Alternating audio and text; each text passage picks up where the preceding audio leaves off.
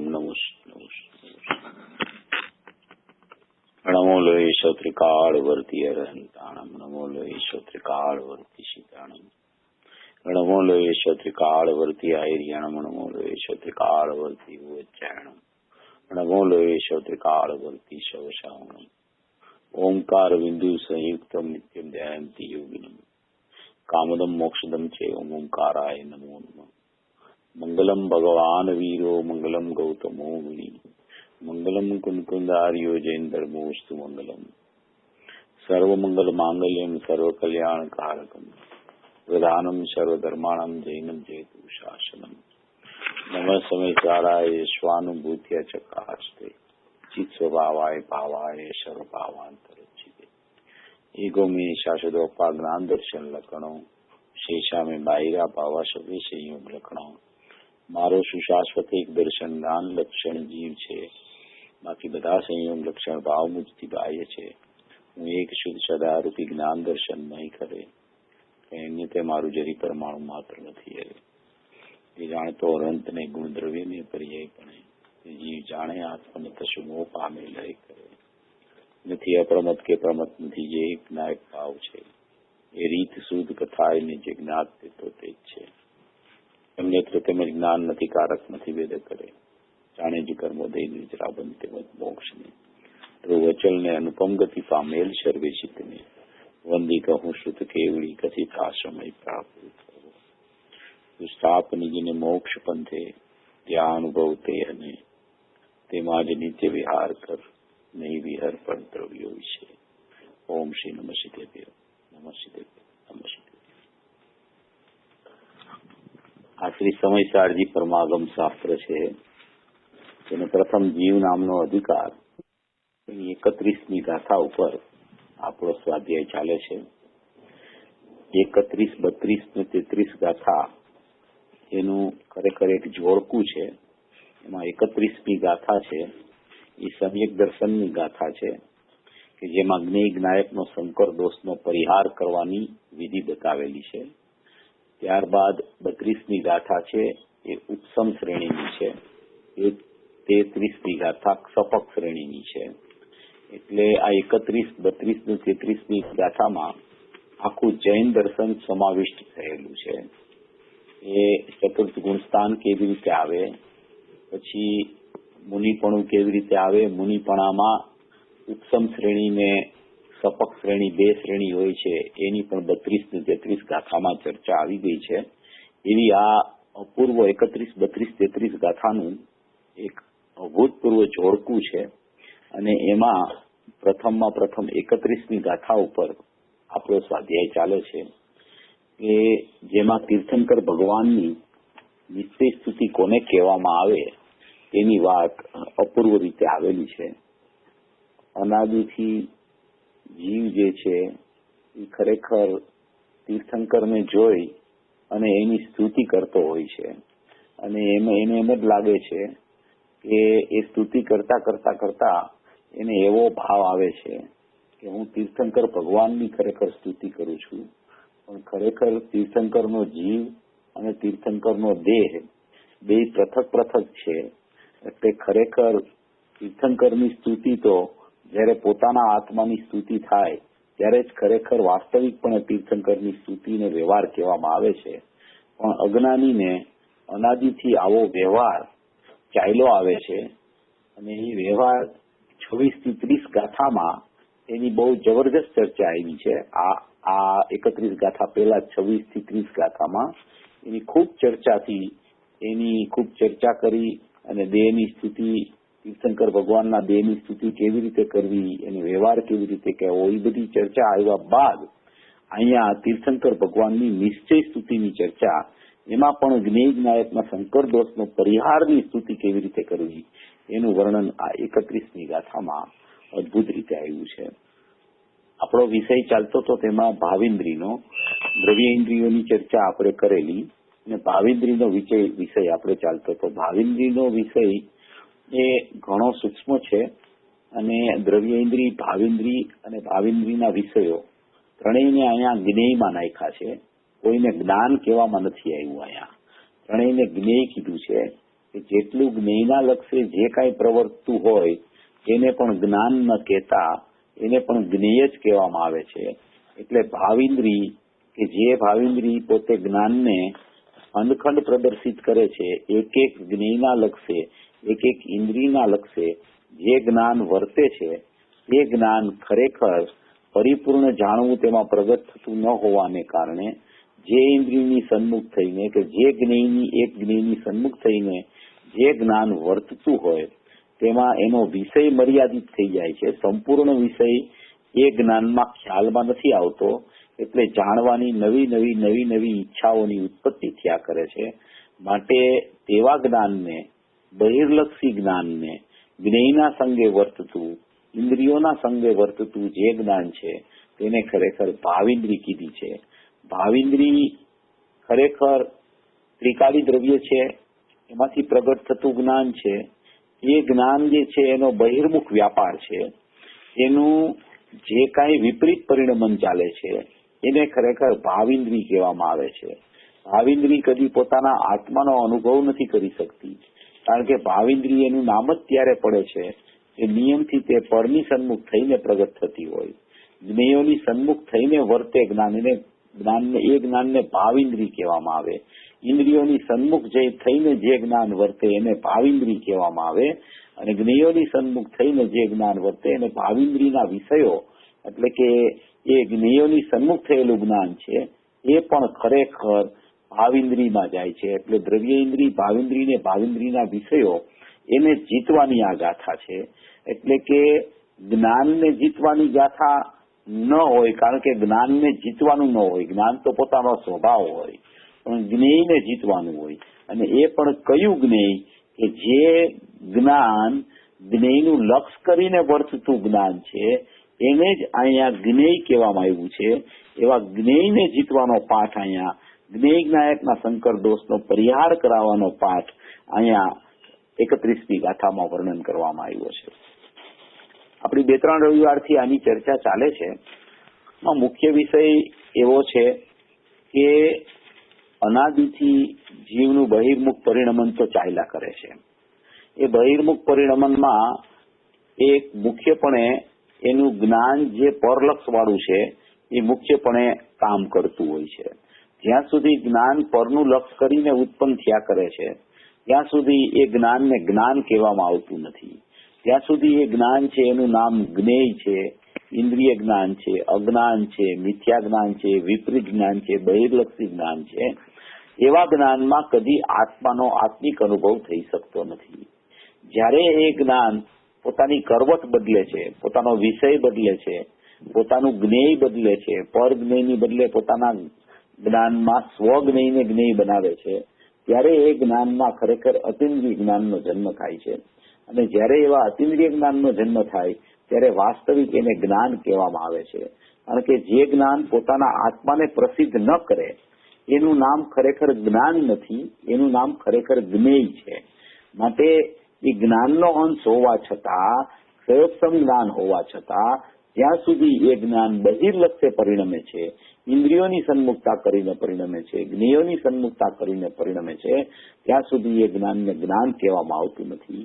અને જે જ્ઞાન પોતાના જ્ઞાયકની સન્મુખ થઈને પરિણમે એવા જ્ઞાનને જ ખરેખર વાસ્તવિક જ્ઞાન નામ આપવામાં આવે છે, અતિન્દ્રિય જ્ઞાન કહેવામાં આવે છે.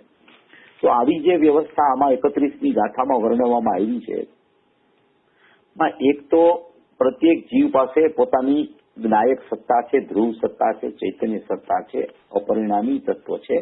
એવું એક અખંડ તત્વ છે કે જેમાં કદી ગુણોનો પણ ખંડ પડતો નથી. એવી ગુણીરૂપ સત્તા, અભેદ સત્તા, અખંડ સત્તા છે કે જેમાં ગુણો પણ અખંડપણે અભેદ થઈને રહેલા છે. ગુણોનો ભેદ પણ જ્યાં ખરેખર છે નહીં એવું એક ત્રિકાળ તત્વ, અભેદ તત્વ, અપૂર્વ તત્વ એની પાસે અલૌકિક તત્વ વિદ્યમાન છે.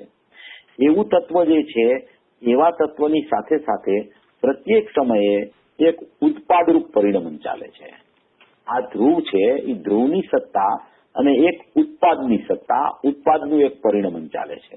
હવે એ ઉત્પાદનું પરિણમન ચાલે છે એમાં મુખ્યપણે ઉત્પાદ જ્ઞાનનો પ્રત્યેક સમયે જ્ઞાનનો ઉત્પાદ પ્રત્યેક સમયે થયા કરે છે.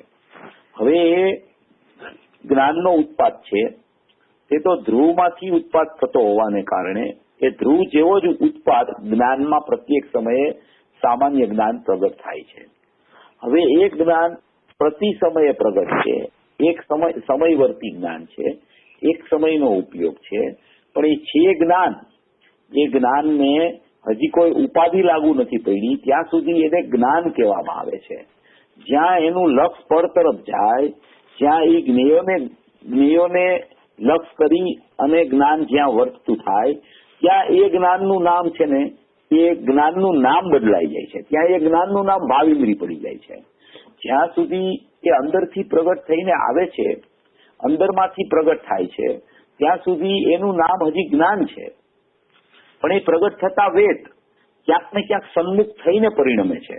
યા તો એ પરની સન્મુખતા કરે છે, યા તો એ સ્વની સન્મુખતા કરે છે. ઉપયોગ એક છે, જ્ઞાન એક છે, પણ વિષય ભેદે એ જ્ઞાનના ભેદ પડી જાય છે. જે જ્ઞાન જેને વિષય કરે એ વિષય અનુસાર એ જ્ઞાનનું નામ પડે છે.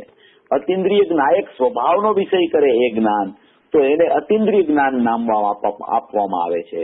અને ઇન્દ્રિયોનો વિષય કરીને એ જ્ઞાન પ્રવર્તે, જ્ઞેયોનો વિષય કરીને એ જ્ઞાન પ્રવર્તે તો એવા જ્ઞાનને ભાવિન્દ્રિય કહેવામાં આવે છે, ઇન્દ્રિય જ્ઞાન કહેવામાં આવે છે, પરસત્તાવાળું જ્ઞાન કહેવામાં આવે છે. એટલે એક જ જ્ઞાન પ્રગટ થતું જ્ઞાન એક છે, આત્મામાંથી આવતું જ્ઞાન છે. આત્મામાંથી ઇન્દ્રિય જ્ઞાન નથી આવતું, આત્મામાંથી કોઈ સ્વસન્મુખ થઈને વેપાર થાય એવું જ્ઞાન પણ નથી આવતું. આત્મામાંથી જ્ઞાન પ્રગટ થાય છે. જો આત્મામાંથી જ ઇન્દ્રિય જ્ઞાન આવતું હોય તો કોઈ જીવ ક્યારેય પામી ન શકે, અને આત્મામાંથી જ જો અતિન્દ્રિય જ્ઞાન આવતું હોય તો કોઈ જીવ કદી અજ્ઞાની ન થઈ શકે. એટલે આત્મામાંથી પ્રગટ થતું એક જ્ઞાન પ્રગટ થાય છે, જે જ્ઞાનને તત્વાર્થ સૂત્રમાં ઉપયોગ લક્ષણ કીધું છે. જે જ્ઞાનને સમયસારમાં આખા સમયસારમાં જ્ઞાન જ્ઞાન જ્ઞાન જ્ઞાન જ્ઞાન માત્ર આત્મા, જ્ઞાન માત્ર આત્મા એમ એના ઉપયોગનું વર્ણન કરી અને જ્ઞાન માત્ર આત્મા કીધો છે. એવું જે જ્ઞાન છે એ પ્રત્યેક સમયે કોઈ પણ પ્રકારની ઉપાધિ વગરનું નિષ્કર્મ જ્ઞાન, કોઈ પણ પ્રકારના ભેદ વગરનું, કોઈ પણ પ્રકારના જ્ઞાનના વિશેષ વગરનું, મતિશ્રુત અવધિ મંતરીય કેવળ વગરનું એવું એક જ્ઞાન પ્રત્યેક સમયે પ્રત્યેક જીવને જ્ઞાયક સ્વભાવ ધ્રુવ છે અને એનું ઉત્પાદરૂપી જ્ઞાન છે એ પ્રત્યેક સમયે પ્રગટે છે. હવે એ જ્ઞાન પ્રગટતા વેત જ એનું વિશેષ બને છે. હવે એ વિશેષ બને છે એમાં શું છે કે જ્ઞાન સામાન્ય છે પણ જ્ઞાનના ભેદો બને છે. એ મતિ, શ્રુત, અવધિ, મનપર્યય, કેવળ એ બધા જ્ઞાનના વિશેષ ભેદો છે. એમાં જ્ઞાન સામાન્ય છે પણ જ્ઞાનના વિશેષ ભેદો છે. મતિ, શ્રુત, અવધિ, મનપર્યય, કેવળ છે. હવે મુખ્યપણે એમાં મતિ શ્રુતનો ઉપયોગ પ્રત્યેક જીવને અત્યારે પ્રગટ છે. તો મતિ શ્રુતનો જે ઉપયોગ અત્યારે પ્રગટ છે, વચ્ચે જરા અવાજ આવે છે બહુ, લાઈન જરા મ્યુટ કરી નાખશો તમારી લાઈન ઉપર તો હમણાં. એટલે મતિશ્રુતનો ઉપયોગ દરેક જીવ પાસે પ્રગટ રૂપે છે. ખરેખર તો જ્ઞાનનો ઉપયોગ પ્રગટ થાય છે પણ જ્ઞાનનો ઉપયોગ પ્રગટ થતા વેત એ વિશેષ રૂપ જ્ઞાન થઈ જાય છે.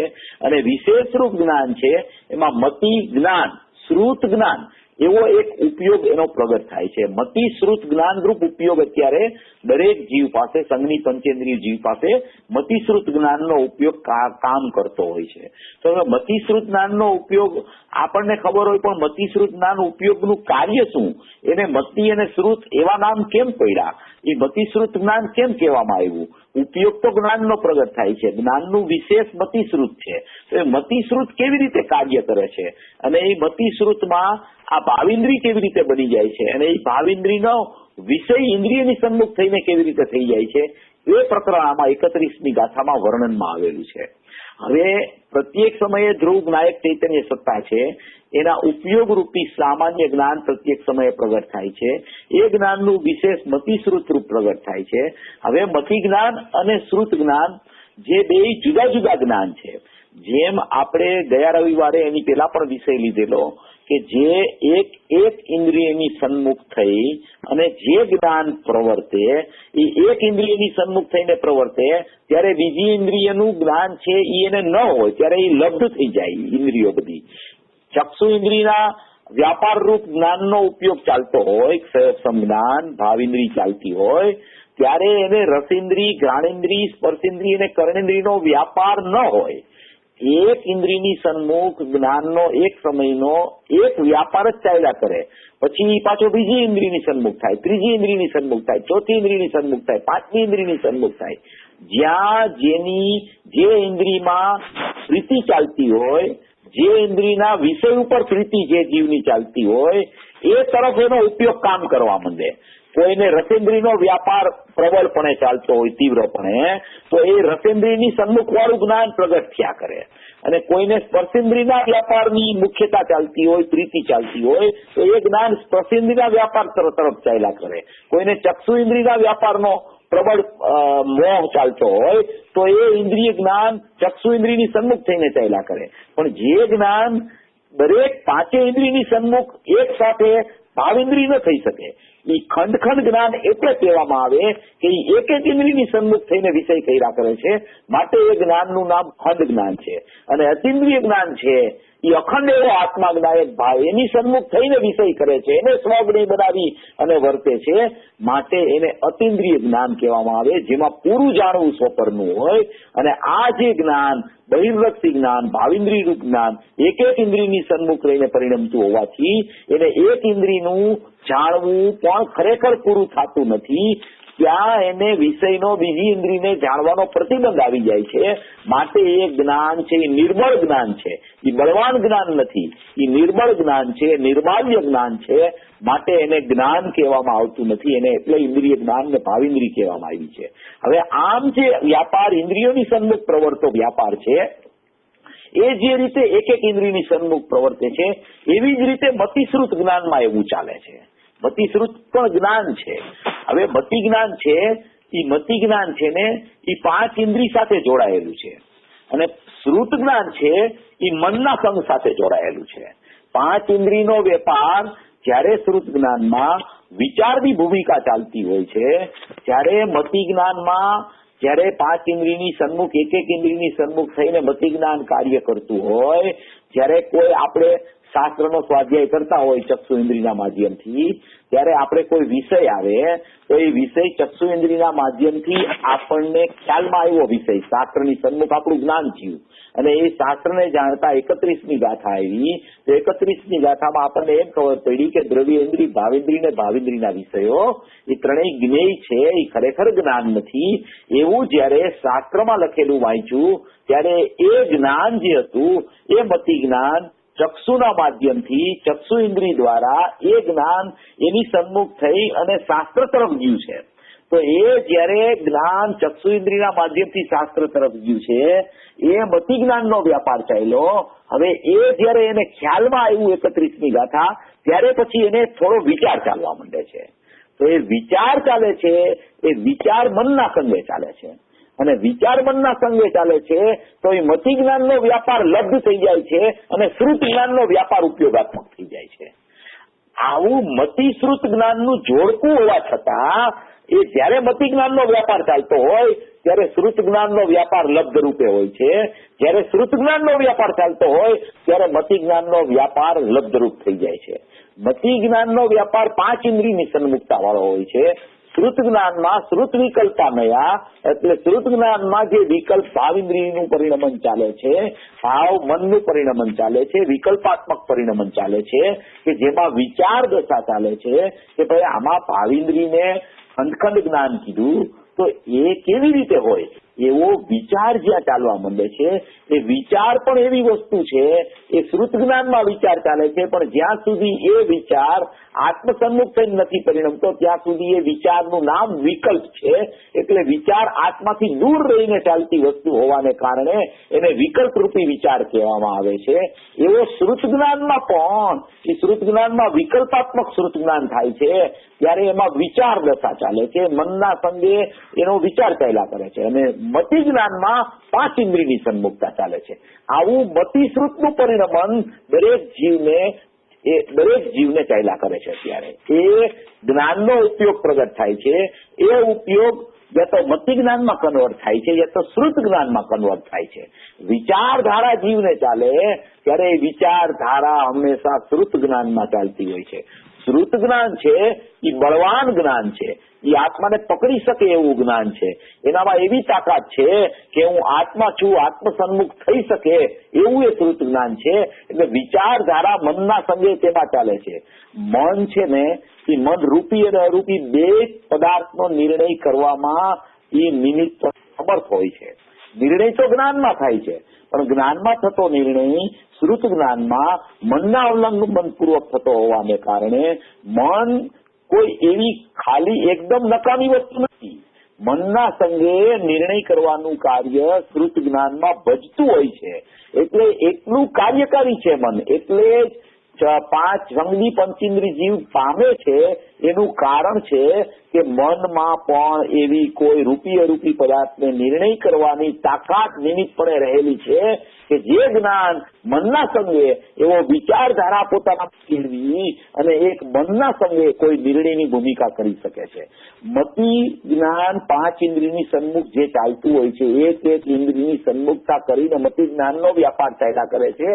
એ જ્યારે શ્રુત જ્ઞાનમાં વિચારની ભૂમિકા ચાલે છે, નિર્ણયની ભૂમિકા ચાલે છે, ત્યારે એ મતિ જ્ઞાનનો વ્યાપાર છે ને લબ્ધ થઈ જાય છે. ત્યારે ઉપયોગાત્મક એ વ્યાપાર નથી. જેમ ઇન્દ્રિયમાં પણ એક ઇન્દ્રિયની સન્મુખ થઈને એક જ્ઞાન પ્રવર્તતું હોય છે, એમાં પાંચેય ઇન્દ્રિયનો વ્યાપાર જે મતિ જ્ઞાનમાં ચાલતો હતો એ શ્રુત જ્ઞાનની જ્યાં પ્રબળતા આવતા, શ્રુત જ્ઞાનમાં જ્યાં નિર્ણયની ભૂમિકાનો સ્વકાર આવતા, એ શ્રુત જ્ઞાનમાં વિચારની ભૂમિકા ચાલુ થઈ, મનના સંગે એક વ્યાપાર ચાલવા માંડ્યો, ત્યારે ઇન્દ્રિયના સંગ વાળો વ્યાપાર છે એ લબ્ધપણે થઈ ગયો. હજી છૂટો નથી. પાછો એ વિચાર વિલય પામે એટલે પાછો ઇન્દ્રિયની સન્મુખતા વાળું પરિણામ મતિ જ્ઞાનમાં ચાલુ થઈ જાય છે. આમ મતિપૂર્વક શ્રુત અને શ્રુત જ્ઞાનના વિચાર છૂટતા લબ્ધ થતા પાછો મતિ જ્ઞાનનો વ્યાપાર ચાલુ. આવું મતિ શ્રુતનું પરિણમન દરેક જીવને વિશેષ જ્ઞાનમાં કે જે જ્ઞાનને સામાન્યનું વિશેષ કહેવામાં આવે એવા જ્ઞાનમાં ચાલી રહ્યું છે. સામાન્ય એટલે ત્રિકારી દ્રવ્ય છે એનું વિશેષ તો સામાન્ય જ્ઞાન છે, ઉપયોગ. અને આ સામાન્ય જ્ઞાનનું આ વિશેષનું વિશેષ એ ખરેખર મતિશ્રુત છે. અને એ મતિશ્રુતમાં ખરેખર આવી રીતે જ્ઞાનમાં વ્યાપાર ચાલતો હોય છે. એ જ્ઞાનના વ્યાપારમાં ચાલતા કોઈ જીવને એક એવી નિર્ણયની ભૂમિકા આવે છે. એને ખ્યાલ આવે છે કે આ મતિ જ્ઞાન જે એક ઇન્દ્રિયની સન્મુખ થઈને પ્રવૃત્તિશીલ છે, એ જ્ઞાનમાં તો ખરેખર ઇન્દ્રિયની સન્મુખતા છે, ભાવિન્દ્રિય છે, ઇન્દ્રિય જ્ઞાન છે. એટલે ખરેખર તો એમાં ઇન્દ્રિયનું જાણવું પણ વાસ્તવિકપણે યથાર્થ પૂરેપૂરું થતું નથી. તો આત્માનું જાણવું તો કેવી રીતે થઈ શકે? એવો જ્યાં એને શ્રુત જ્ઞાનમાં વિચારની ભૂમિકામાં ખ્યાલ આવવા માંડે છે, ત્યારે એના શ્રુત જ્ઞાનમાં એક વિચારની ભૂમિકા ઉદ્ભવિત થાય છે. એ અત્યારે વિચાર છે ને એ આત્માથી જુદો ચાલ્યા કરે છે, કારણ કે એ વિકલ્પરૂપ વિચાર છે. જયારે આત્મા સન્મુખ થઈને એ વિચાર ચાલે ત્યારે વિચાર નથી રહેતો, એનું નામ જ્ઞાન થઈ જાય છે. તો એ જે વિચારધારા એની શ્રુત જ્ઞાનમાં ચાલે છે, એ શ્રુત જ્ઞાનમાં કોઈ એવી નિર્ણયાત્મક ભૂમિકા આવી જાય છે. એ શ્રુત જ્ઞાન બળવાન છે. એ નિર્ણય એવો કરે છે કે આ મતિ જ્ઞાનનો વ્યાપાર ઇન્દ્રિયની સન્મુખ ચાલે છે ને, એ તો ભાવેન્દ્રિયનું કાર્ય છે, એ મારો કાર્ય નથી. અને અત્યારે જે મારું જ્ઞાન મનના સંગે પરિણમી રહ્યું છે એ પણ ખરેખર જ્ઞાન કહેવામાં આવતું નથી. એને પણ ખરેખર ઇન્દ્રિય જ્ઞાન કહેવામાં આવે છે. પણ એવી કોઈ એક એવી નિર્ણયની ભૂમિકા એ શ્રુત જ્ઞાનમાં આવવાનો સ્વકાર જીવને જ્યારે આવો ખ્યાલ આવવા માંડે છે ત્યારે એને ખબર પડી જાય છે કે આ શ્રુત જ્ઞાન છે એમાં નિર્ણયની ભૂમિકા થાય છે. એ નિર્ણયની ભૂમિકામાં અતિન્દ્રિય જ્ઞાનમય આત્મા કેવો છે, ત્રિકારી દ્રવ્ય કેવું છે, એની સત્તા કેવી છે, એની અખંડતા કેવી છે, એનો જ્ઞાયક ભાવ કેવો છે, એને એક વિશ્વાસપૂર્વકની સ્થિતિ એને નિર્ણયાત્મક ભૂમિકામાં આવવા માંડે છે. અને એ નિર્ણયાત્મક ભૂમિકામાં વિશ્વાસપૂર્વકની સ્થિતિ જ્યાં એને શ્રુત જ્ઞાનમાં નિર્ણય ભજવા માંડે છે, ત્યાં એનું જ્ઞાન છે ને એ અમુક અપેક્ષાએ એ જ્ઞાનનું ક્ષયોક્ષમ જ્ઞાન છે એ બહિર્લક્ષી વ્યાપાર એનો પાતળો પડવા માંડે છે. બહિર્લક્ષી વ્યાપાર પાતળો પડવા માંડે છે એનો મતલબ એમ છે કે એની જેટલી તીવ્રતા જ્ઞાનની પરસન્મુખતા વાળી હતી, ઇન્દ્રિયની સન્મુખ વ્યાપાર વર્તતો તો મતિ જ્ઞાનનો, એનો જે કાળ હતો એનાથી શ્રુત જ્ઞાનના વિચારનો કાળ વધવા માંડે છે, અને એ કાળ જ્યાં વધવા માંડે છે ત્યાં ઇન્દ્રિય જ્ઞાનનો વ્યાપાર જે મતિ જ્ઞાનમાં ચાલતો હતો, મતિમાં ઇન્દ્રિયની સન્મુખતા વાળું એ પરિણમન છે એનું ધીમે ધીમે ધીમે ત્યાંથી ખસવા માંડે છે, અને જીવને એક શ્રુત જ્ઞાનમાં વિચારધારાની કેળવણી ચાલવા માંડે છે. એ વિચારધારાની કેળવણી જે ચાલે છે એ મનના સંગે થતી હોવા છતાં, મનના સંગે એટલે નિમિત્તપણે ત્યાં મન સાથે છે એમ જ્ઞાનથી વિચારધારા ચાલતી હોવાથી એ જ્ઞાન એક અપેક્ષાએ ત્યાં એમાં એક એવો એક ભાવ જ્ઞાનમાં પ્રગટ થવા માંડે છે કે જે જ્ઞાનમાં ભાવ પોતાનો જ્ઞાયક ભાવ છે એનો નિર્ણય કરવા માટે સબળ પુરુષાર્થે ચડે છે, અને એ સબળ પુરુષાર્થે જ્યાં એ શ્રુત જ્ઞાનનો ભાવ ચાલુ થાય છે, એ જ્ઞાનનો ભાવ ચાલુ થતા થતા થતા થતા એને એક આ શ્રુત જ્ઞાન છે, આ મતિ જ્ઞાન છે, એવા જે વિશેષ જ્ઞાન છે એના ઉપરથી એ શ્રુત જ્ઞાન આગળ વધીને જ્ઞાનમાં આવી જાય છે. એને ખ્યાલ આવે છે કે આ મારું જ્ઞાન તો જ્ઞાનરૂપ છે, હું જ્યાં સુધી સંગ કોઈનો કરું છું ત્યાં સુધી મારું જ્ઞાન શ્રુત રૂપ પડે છે. મતિ અને શ્રુત એવું જ્ઞાનનું નામ પડે છે ભેદરૂપ, પણ ખરેખર તો હું જ્ઞાન છું, ખરેખર તો મારો જ્ઞાનનો વ્યાપાર ચાલે છે, ખરેખર તો મારામાં જ્ઞાન ક્રિયા ચાલે છે, ખરેખર તો મારામાં જાણવું એવો સ્વભાવ ચાલે છે. આ ઇન્દ્રિયોની સન્મુખ થઈને, મનની સન્મુખ થઈને જે જાણવું થાય છે એ ખરેખર મારા જ્ઞાનની સ્થિતિ નથી. મારું જ્ઞાન તો કોઈના અવલંબન વગર જાણે, કોઈની સન્મુખતા વગર જાણે, પોતામાં રહીને જાણે, જેમાં જાણવાની ક્રિયા માત્ર ચાલતી હોય એ ખરેખર મારું જ્ઞાન છે. કોઈના સંગે ક્રિયા ચાલે, પરના સંગે, મનના સંગે, ઇન્દ્રિયના સંગે જે ક્રિયા ચાલે એ ખરેખર ક્રિયા મારી છે નહીં. એવો જયારે એને શ્રુત જ્ઞાનમાં જ્ઞાનને પકડવાનો એક વ્યાપાર ચાલવા માંડે છે ત્યારે એ શ્રુત જ્ઞાનની ભૂમિકા, એ શ્રુત જ્ઞાન એવો જે વિચાર છે, એવો જે એને વિશેષ રૂપ ભાવ છે, એ વિશેષ રૂપ જ્ઞાનમાંથી છૂટી અને એકલું જ્ઞાન એને પરવરવા માંડે છે. જ્ઞાનની ક્રિયા એને દેખાવા માંડે છે. જ્ઞાનની ક્રિયામાં જાણવું જાણવું જાણવું જાણવું જાણવું એવો એક વ્યાપાર એના ખ્યાલમાં હજી વિકલ્પાત્મક દશામાં આવવા માંડે છે કે અહીંયા તો ખરેખર જાણવારૂપી પરિણમન ચાલી રહ્યું છે, જાણવાની ક્રિયા ચાલી રહી છે, જાણવાનો વ્યાપાર ચાલી રહ્યો છે.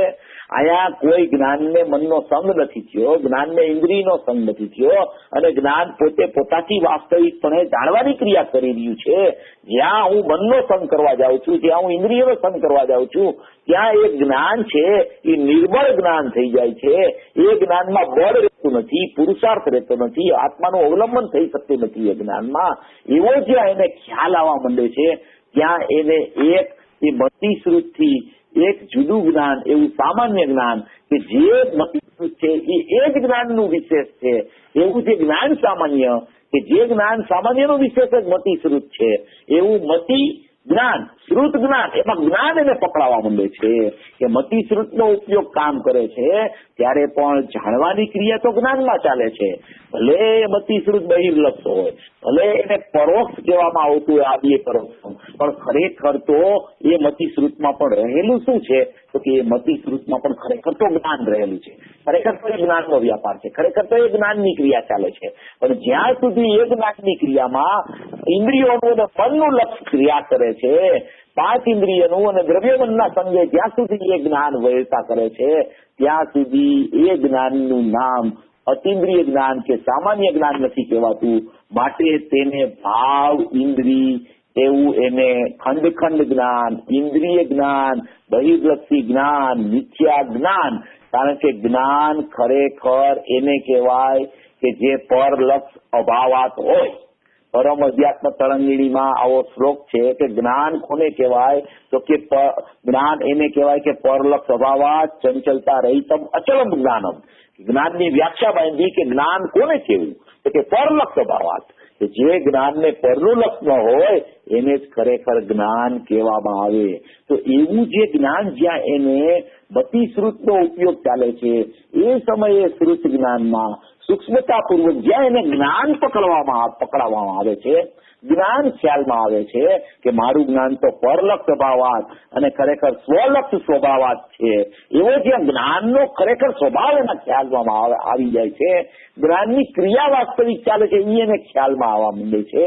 જ્ઞાનની ક્રિયામાં કોઈના અવલંબન વગર આ જ્ઞાનની ક્રિયા ચાલ્યા કરે છે એવું જ્યાં નિરપેક્ષ જ્ઞાન એને ખ્યાલમાં આવે છે, મનના સંગે વર્તતું શ્રુત જ્ઞાન કે જેમાં નયોના વિકલ્પો ચાલે છે, ઇન્દ્રિયના સંગે વર્તતું મતિ જ્ઞાન કે જેમાં એકલું ઇન્દ્રિય જ્ઞાન મતિપૂર્વક ચાલે છે, એવા સ્મૃતિ અને શ્રુતના બહિર્લક્ષી જ્ઞાનથી વિમુખ થઈને એવું એક જ્ઞાન કે જેમાં માત્ર જ્ઞાનની ક્રિયા જાણવું જાણવું જાણવું જાણવું એવું ઉપયોગ ચાલે છે, એ જ્યાં એને ખ્યાલમાં આવે છે ત્યાં જ એને ખરેખર બહિર્લક્ષ વ્યાપારથી એ જ્ઞાન વ્યાવૃત થાય છે અને એ જ્ઞાન પકડાય છે.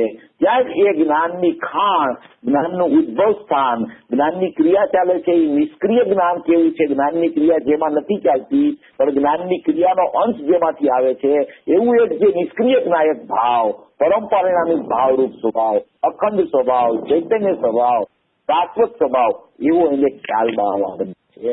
એ જ્યાં ખ્યાલમાં આવે છે ત્યાં એને એક એવું એક સવિકલ્પ સ્વસંવેદન અપૂર્વ નિર્ણયપૂર્વક એક પ્રગટ થવા માંડે છે. એ આખી અનુભવની વિધિ છે, એની ચર્ચા ઘણી લાંબી છે, આપણે અડધી કલાક કરીને પછી થોડા પ્રશ્નો કરી લેવી છે. એટલે આવી રીતે જ્યાં મતિ શ્રુતનો વ્યાપાર ચાલે છે, એક જ્ઞાયક ભાવ છે, એક જ્ઞાનની ક્રિયા છે, એ જ્ઞાનની ક્રિયાના વિશેષ ભેદમાં મતિ શ્રુત અવધિ મંતરીય કેવળની ચર્ચા આપણે અત્યારે નથી કરતા કારણ કે એ જ્ઞાન અત્યારે છે નહીં એટલે એનો પ્રશ્ન નથી. મતિ શ્રુતનો ઉપયોગ ચાલે છે.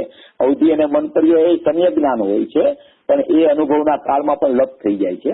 એટલે અત્યારે જે મતિ શ્રુતનો ઉપયોગ ચાલે છે એ મતિ શ્રુતના ઉપયોગમાં કેવી રીતે કાર્ય ચાલી રહ્યું છે, ઇન્દ્રિયપૂર્વક વર્તી રહી છે મતિ જ્ઞાન, શ્રુત જ્ઞાન મનના સંગે વર્તી રહ્યું છે, એ મતિ શ્રુત જ્ઞાનનો ઉપયોગ પણ જ્યાં જ્ઞાન ક્રિયા સ્વભાવભૂત હોવાથી નિષેધવામાં આવી નથી એવી જ્ઞાન ક્રિયા સુધી પહોંચાય છે, ત્યાં એ જ્ઞાન ક્રિયામાં જ્ઞાયક ભાવ અવસ્થિત છે એવું એને જ્ઞાનને ભાન થતા એ જ સમયે એને અતિન્દ્રિય આનંદનો જન્મ થાય છે. અને આવું અતિન્દ્રિય જ્ઞાન જેને જન્મે એને ખરેખર જો ચતુર્થ ગુણસ્થાન વર્તી જ્ઞાની કહેવામાં આવે છે. એવા જ્ઞાની કેમ થવું એની અપૂર્વથી અપૂર્વ વિધિ, આ જ્ઞેય જ્ઞાયકનો સંકર દોષ ટાળવાની વિધિ આ 31મી ગાથામાં સુંદર રીતે વર્ણન કરવામાં આવી છે. આ 31મી ગાથા એટલી બધી અદભુત છે કે ખરેખર વ્યાપાર ચાલતો હોય ભાવિન્દ્રીનો અને એને એમ ચાલે કે આ જ્ઞાનનો વ્યાપાર ચાલે છે. ભાવિન્દ્રી છે ને એ સન્નિકર્ષ એટલે કે સંબંધ કરીને જ ખરેખર જાણવું કરી શકે છે.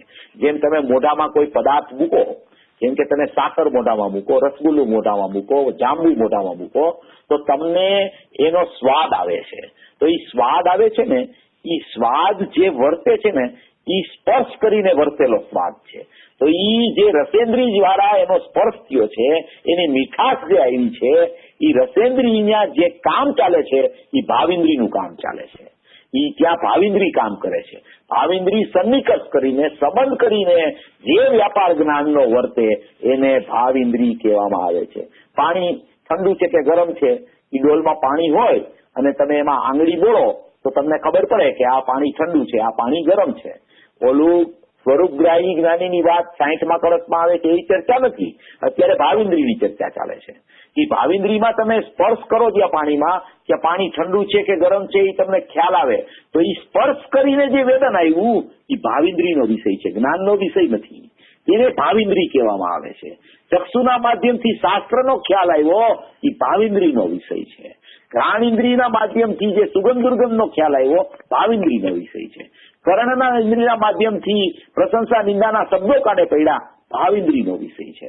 ભાવિન્દ્રી હંમેશા સન્નિકર્ષ કરીને સંબંધ બાંધીને સ્પર્શ કરીને જાણતી હોવાને કારણે એને જ્ઞાન ન કહેતા એને અજ્ઞાન કીધું, જ્ઞેય કીધું, ભાવિન્દ્રી કીધી, બહિર્લક્ષી જ્ઞાન કીધું અને એને ખરેખર ઇન્દ્રિય જ્ઞાન કહી અને એવા ઇન્દ્રિય જ્ઞાનને જ્ઞેય કહી દીધું અને એવા જ્ઞેય સાથે જે જ્ઞાનનો જ્ઞાયકનો સંબંધ ચાલે છે એ જ્ઞેય જ્ઞાયક સંબંધના પરિહાર માટેની આ 31મી ગાથા ચૈતન્ય સ્વભાવના પ્રતીતિપૂર્વકના અવલંબન વડે જ્યાં ઇન્દ્રિયોના વ્યાપારથી, ભાવિન્દ્રીથી, બહિર્લક્ષી જ્ઞાનથી જ્યાં એ જુદો પડીને સ્વભાવ તરફ જાય છે ત્યાં એને ખરેખર આત્મિક જ્ઞાનનું વેદન આવે છે અને એ વેદનથી એને ખબર પડે છે કે મારો આત્મા આવો છે. આત્માની ઓળખાણ કોઈ જીવને એના જ્ઞાનમાં આત્માના વેદનપૂર્વક જ્યાં સુધી વેદન ન આવે ત્યાં સુધી કોઈ જીવને આત્માની ઓળખાણ થઈ શકતી નથી.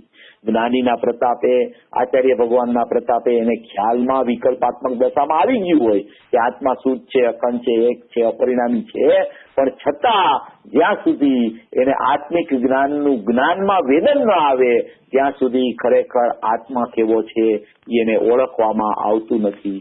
માટે આવું વેદન ભાવિન્દ્રીથી પર થઈ, ભાવિન્દ્રીથી જુદો પડી પોતાના અધિક સ્વભાવી એટલે કે જુદા આત્માને જે જાણે તેને ખરેખર જીતેન્દ્રિય જીન કહેવામાં આવે છે. આવી આ 31મી ગાથાની મૂળ ચર્ચા છે.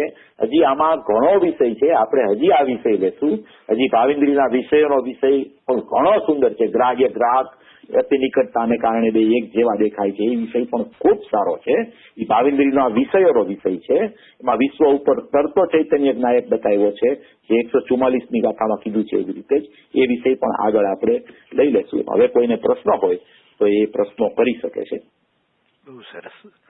હવે આપણે પ્રશ્નો લઈએ તો પ્લીઝ વારાફરતી બધા પ્રશ્ન પૂછજો અને પ્રશ્નનો જવાબ મળી જાય પછી તમને કોઈ શંકા હોય તો ફરી પ્રશ્ન પૂછજો અને પછી બીજા ભાઈ બહેનને લાભ આપજો. Thank you.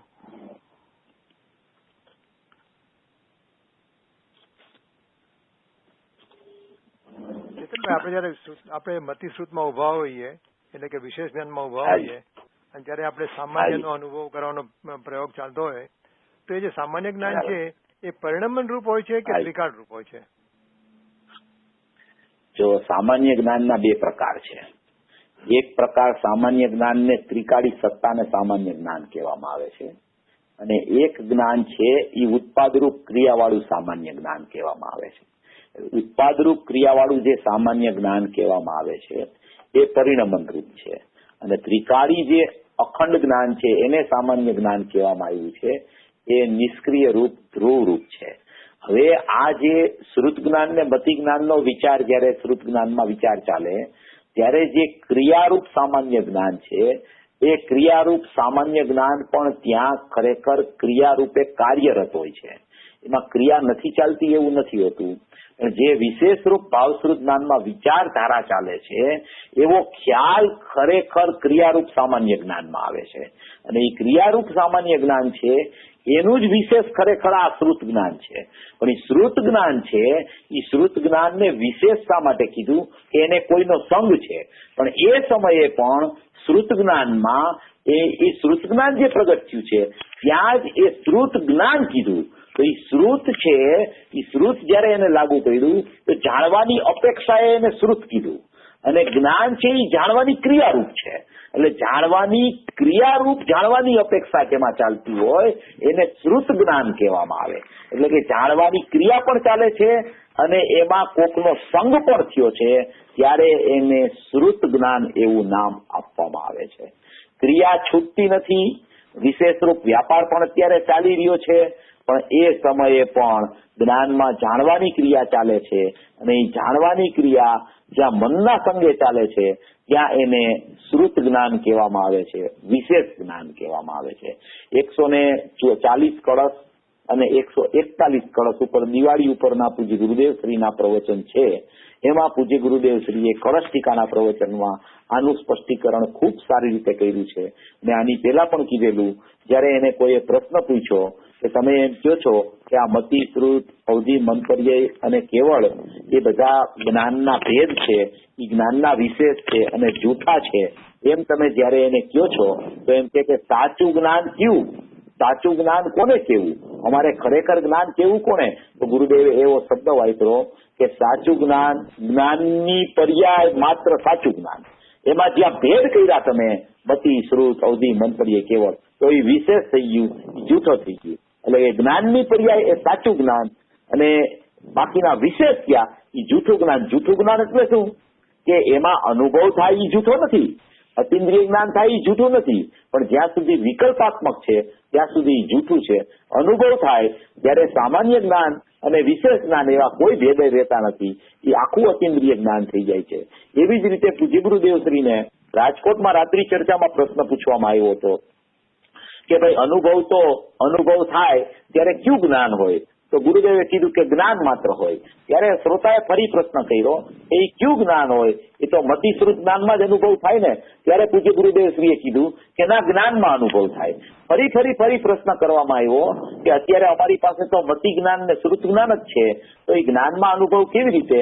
ત્યારે પૂજ્ય ગુરુદેવશ્રીએ ત્રીજી વાર એવો જવાબ આપ્યો કે અનુભવ માત્ર જ્ઞાનમાં જ થાય, ત્યારે કોઈ પણ પ્રકારના જ્ઞાનના ભેદો ત્યાં હોતા નથી. જ્યારે આવા ભેદો છૂટી અને સામાન્ય જ્ઞાન તરફ જીવ આવે છે, સામાન્ય જ્ઞાનની ક્રિયા એને ખ્યાલવામાં આવી જાય છે, એ પરિણમન પૂર્વકની જ્ઞાનની ક્રિયા એને પકડાય છે, ત્યારે એને ખબર પડે છે કે ઓહો અનાદિથી જાણવાની જ ક્રિયા ચાલી રહી હતી અને મને એમ લાગતું હતું કે આ જાણવાની ક્રિયા ચાલે છે એ મનના સંગે ચાલે છે, પણ ખરેખર એવું નહોતું. જાણવાની ક્રિયા જાણવાના સ્વભાવથી ચાલતી હતી, પણ મને મનનું અવલંબન હતું, મને ઇન્દ્રિયોનું અવલંબન હતું, એટલે મને એમ લાગતું હતું કે મારું જ્ઞાન આને જાણે છે ને ત્યારે જ ઓલો ખ્યાલ આવે છે. પણ ખરેખર જ્યાં મને જ્ઞાનની ક્રિયા પકડાણી, જ્યાં જ્ઞાન પકડાઈ ગયું, ત્યાં મને ખબર પડી ગઈ કે ઓહો આ તો અનાદિથી જ્ઞાનની ક્રિયા જાણવાની ક્રિયા જ ચાલતી હતી. એમાં પરનું જાણવું સ્વનું જાણવું એવો કોઈ ભેદ જ નહોતો. સંપૂર્ણપણે જાણવું જ્ઞાનમાં જ ચાલી રહ્યું હતું. અને એ જ્ઞાનને પકડતા મારું જ્ઞાન એ ખાણ જ્યાંથી જ્ઞાનની હતી ત્યાંથી આવતું હતું, એ ખાણ તરફ ચાલ્યું ગયું અને ત્યાં મને અભેદ આત્માની અનુભૂતિ થઈ ગઈ. એવા જ્ઞાનનું નામ અતિન્દ્રિય જ્ઞાન પડી ગયું. એમ આમાં ખરેખર જ્ઞાનના વિષયમાં કહેવાનો આશય આચાર્ય ભગવાનનો, કળશટીકાકારનો, પૂજ્ય ગુરુદેવશ્રીનો આવો આશય છે.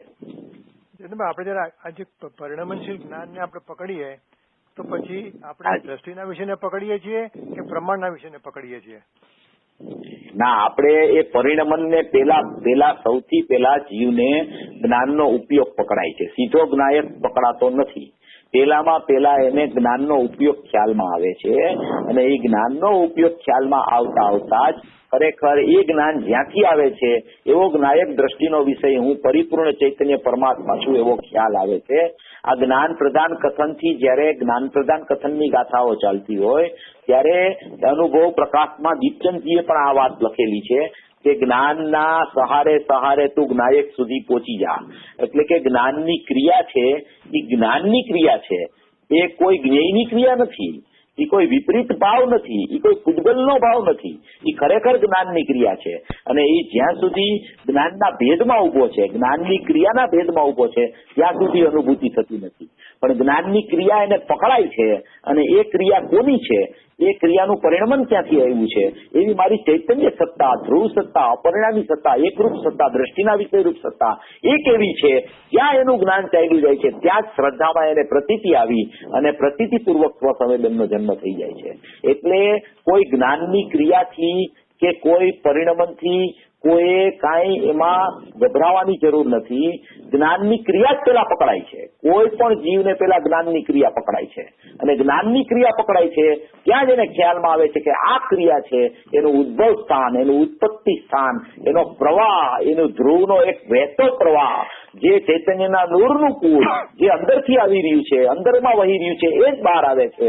એવો જ્યાં એને ખ્યાલમાં આવે છે ત્યાં જ એનું વલણ દ્રષ્ટિના વિષય તરફ ચાલ્યું જાય છે. અને એ વલણ દ્રષ્ટિના વિષય તરફ ચાલે છે ત્યાં દ્રષ્ટિનો વિષય દ્રષ્ટિમાં આવતા કે આ જ હું અખંડ ચૈતન્યમય પદાર્થ છું એવી પ્રતીતિ થાય છે.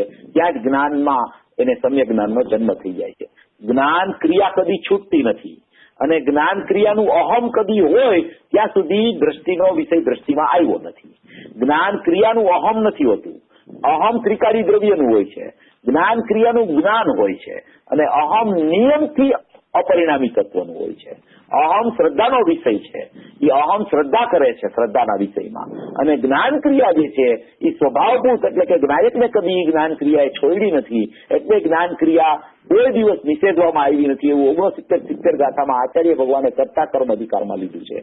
એટલે જ્ઞાનની ક્રિયા પણ ચાલે છે, પણ પ્રતીતિમાં જ્યાં સુધી ત્રિકારી દ્રવ્ય ન આવે ત્યાં સુધી જ્ઞાનની ક્રિયા ચાલતી હોવા છતાં પણ એ જ્ઞાનની ક્રિયાની કોઈ કિંમત નથી. કારણ કે પ્રતીતિ સમ્યક ન થાય ત્યાર પહેલા જ્ઞાન સમ્યક થતું નથી.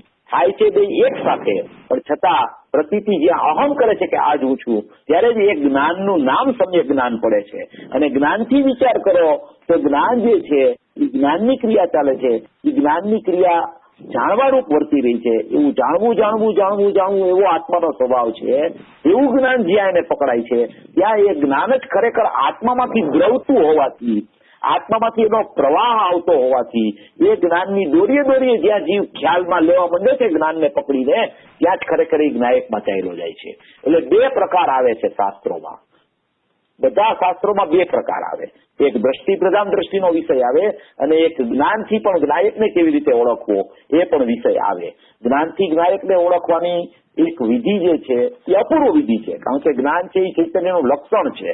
શ્રદ્ધા છે એ ખરેખર તો જ્યારે જ્ઞાન જ્ઞાયકને પરોક્ષ અનુભૂતિ રૂપે અનુભવી લે છે ત્યારે પણ શ્રદ્ધામાં તો હજી વિખ્યાતો ચાલતી હોય છે. એટલે શ્રદ્ધા છે ને એ તો ઔદયિક ભાવે ચાલતી હોય છે જ્યાં સુધી અનુભવ નથી થતો ત્યાં સુધી.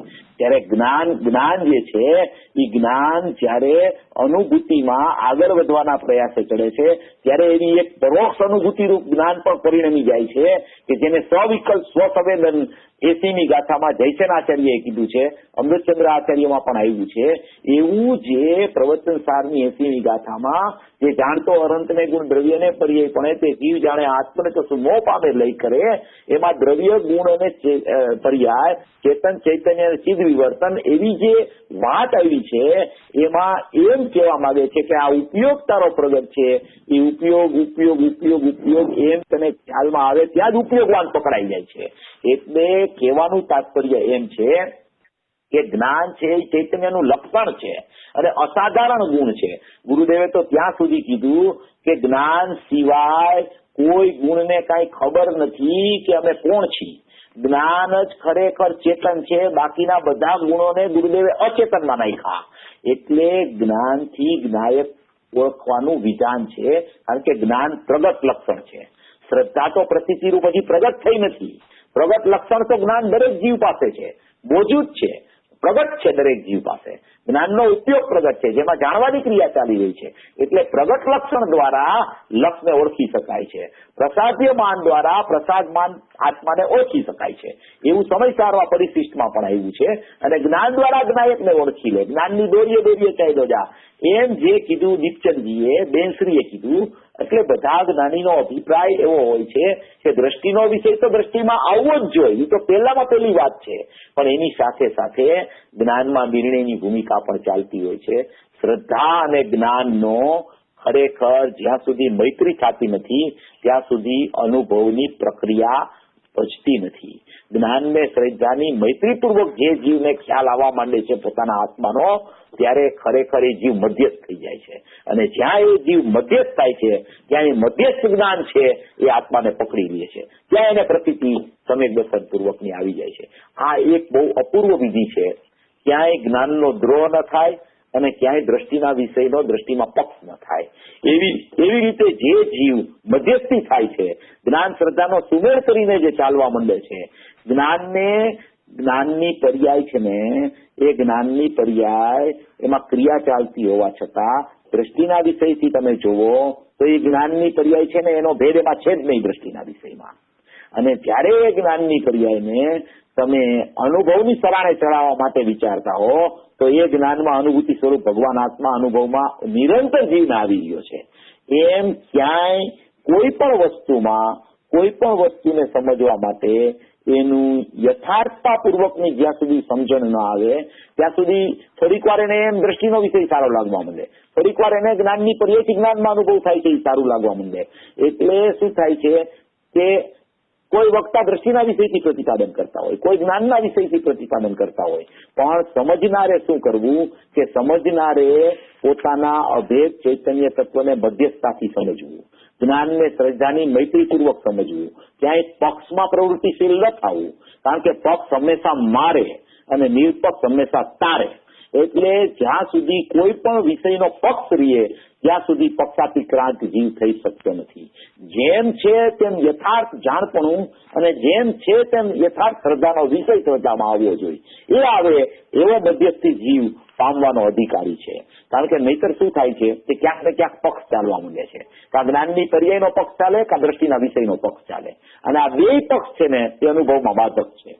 એ મધ્યસ્થતા જ્યાં આવે છે એ પક્ષ છૂટીને ત્યાં એક જ્ઞાનનું પરિણામ એવું ચાલુ થઈ જાય છે કે એ છેડો છે ને જ્ઞાયકને છોડતો નથી અને એને પરોક્ષ અનુભૂતિ કહેવામાં આવે છે, એને સવિકલ્પ સ્વસંવેદન કહેવામાં આવે છે, એને હવે આ જીવ હમણાં અનુભવ કરી લેશે એમ કહેવામાં આવે છે. એ જ્ઞાન શ્રદ્ધાની મૈત્રીપૂર્વકની મધ્યસ્થતાપૂર્વક આવો એક જ્ઞાનનો પ્રકાર અંદરમાં આત્મ તરફ ચાલતો છે ને એને ખ્યાલમાં આવવા માંડે છે કે હવે મારું જ્ઞાન છે એ મારા આત્માને છોડવાનું નથી, મારા આત્માને પકડવા સમર્થ થઈ ગયું છે, એવી જ્ઞાનની એક પરિણતિ અંદરમાં એક ચાલુ થઈ જાય છે. અજ્ઞાનના કાળે મનના સંગે મનનો સંગ વર્તતો હોય ત્યારે મનથી ઉન્મુખ ને જ્ઞાયકની સન્મુખ એવી એક જ્ઞાનની પરિણતિ અંદર ચાલુ થઈ જાય છે. અજ્ઞાનીની વાત કરું છું. અજ્ઞાનીને એવું એક જ્ઞાન પ્રગટ થઈ જાય છે અંદરમાં કે જે જ્ઞાન આત્માને અનુભવવા માટે સમર્થ થઈ ગયું છે. જે જીવ મધ્યસ્થ થાય છે, દ્રષ્ટિના વિષયનો પક્ષપાત રાખતો નથી, જ્ઞાનની પર્યાયને આગળ કરતો નથી, પણ જ્ઞાનનું સમજણપૂર્વકનું એને વિચારમાં આવી ગયો છે જ્ઞાન, અને દ્રષ્ટિનો વિષય એમાં પર્યાય માત્રનો સર્વથા અભાવ છે એવી નિર્ણયની ભૂમિકા આવી ગઈ છે. અરે ગુરુદેવે ત્યાં સુધી કીધું કે પ્રગટ થતો જ્ઞાનનો ઉપયોગ દ્રષ્ટિના વિષયમાં નથી સામાન્ય. ત્યાં સુધીની વાત ગુરુદેવે કહી છે. ઉત્પાદ વ્યયને સંયોગ કીધા પંચાસ્તિકાયમાં. ઉત્પાદ માત્ર સંયોગ છે કે જેનો વિયોગ થાય છે. એટલે દ્રષ્ટિનો વિષય તો સુરક્ષિત હોવો જ જોઈએ હંમેશા, પણ દ્રષ્ટિનો વિષય સુરક્ષિત રાખી અને જ્ઞાનની પ્રક્રિયામાં કેમ આગળ વધવું એ વિષય પણ બહુ અગત્યનો છે. એટલે દ્રષ્ટિના વિષયમાં તો કોઈ પર્યાય છે જ નહીં, કારણ કે પરિણમન જ નથી, એમાં અપરિણામી તત્વ છે, અને એ પરિણમનમાં જ ખબર પડે છે કે આવું અપરિણામી તત્વ છે. એટલે પરિણમનની પણ પરિણમન જગ્યાએ કિંમત છે, અપરિણામીની જગ્યાએ કિંમત છે. માત્ર એને જોવાનું છે શું કે દ્રવ્યમાં જ્ઞાન, ગુણમાં જ્ઞાન ને પર્યાયમાં જ્ઞાન, ઉત્પાદમાં જ્ઞાન, ધ્રુવમાં જ્ઞાન, વ્યયમાં જ્ઞાન, આવી જ્ઞાનનું સામ્રાજ્ય ચાલે છે. એવા જ્ઞાનથી આગળ વધે તો એની પ્રતીતિ સમ્યક થતા વાર લાગતી નથી, અને ભેદભંગથી બહાર વયો જાય.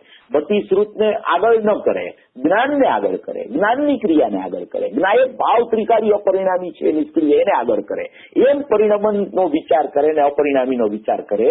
ભેદભંગથી દૂર થઈ જાય, ભેદોને જ્ઞાનમાં રાખી અને ભેદોનું લક્ષ છોડી દે. જ્ઞાન ભેદોનું થતું હોય તો એવા જ્ઞાનને આગળ કરે, ભેદને આગળ ન કરે તો એની પરિણતિ કામ કરવા માટે સમર્થ થઈ શકે છે. આવી અપૂર્વ વાત આચાર્ય ભગવાને અને ગુરુદેવે કીધી છે. બહુ સુંદર. ઓકે, બીજા કોઈને સવાલ હોય તો. જે વાત કરી જ્ઞાનની મધ્યસ્થતાની, એ જ સામાયિક ભાવ જે થયું છે 6 આવશ્યકમાં, એ સામાયિક ભાવ એવી જ વાત છે કે શેમાં કહ્યું છે ભાઈ? ના, 6 આવશ્યક જે છે એમાં પહેલું સામાયિક આવે છે, એ જ મધ્યસ્થતાની વાત છે કે આવશ્યક ને સામાયિક ની વાત છે ને? સામાયિક હંમેશા સમ્યક દર્શન પછી આવે છે. સામાયિક નો કાળ છે ને એ પંચમ ગુણસ્થાન નો કાળ છે. પંચમ ગુણસ્થાને જીવ જયારે સામાયિકમાં બેસે છે એ જુદો વિષય છે. અહીંયા તો જ્ઞેય જ્ઞાયક નો સંકરદોષ કેવી રીતે તૂટે અને એમાં જ્ઞાનની મધ્યસ્થતા કેવી રીતે આવે અને અનુભૂતિ કેવી રીતે થાય એની ચર્ચા ચાલે છે.